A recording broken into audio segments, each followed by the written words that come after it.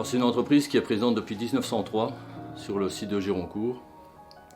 À l'époque, les minéraliers avaient besoin d'une usine pour produire leurs bouteilles. La proximité de la carrière de la mine de charbon de Gemellincourt a permis l'implantation d'une verrerie ici. Et donc cette usine est toujours en activité aujourd'hui. Donc l'usine de Gironcourt est une usine qui fabrique du verre d'emballage et c'est un site qui est dédié à la fabrication de bouteilles de bière. Donc elle travaille avec un procédé particulier qui est le pressé en étroite ouverture pour fabriquer pratiquement 2 milliards de bouteilles par an. Elle dispose pour ce faire de 3 fours et de 9 lignes de production avec 380 verriers spécialistes, personnels qui sont évidemment dédiés aux différentes étapes de la fabrication.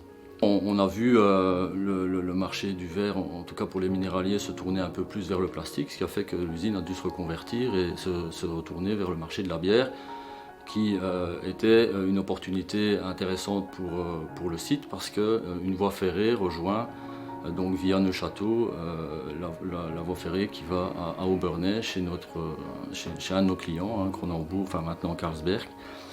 Et donc ça inscrit aussi notre site dans une vision du développement durable parce que l'utilisation du train pour le transport de bouteilles est un élément important pour limiter l'impact carbone lors du transport. 75% des palettes sont expédiées par train aujourd'hui.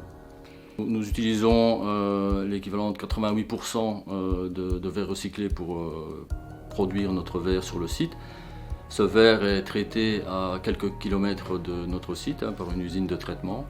Et donc ça permet de continuer à développer un verre sain, propre, qui est, je veux dire, à 100% recyclable en fait.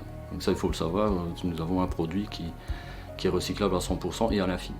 Alors vous pouvez retrouver donc le sigle OI sur le fond de la bouteille et l'indication 05 qui définit l'usine OI en France.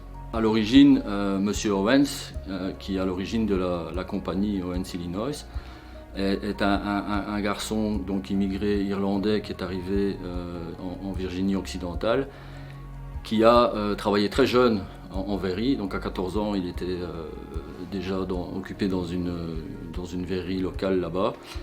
Et en 1903, il a créé la première machine automatique pour produire des bouteilles, ce qui a révolutionné vraiment le métier.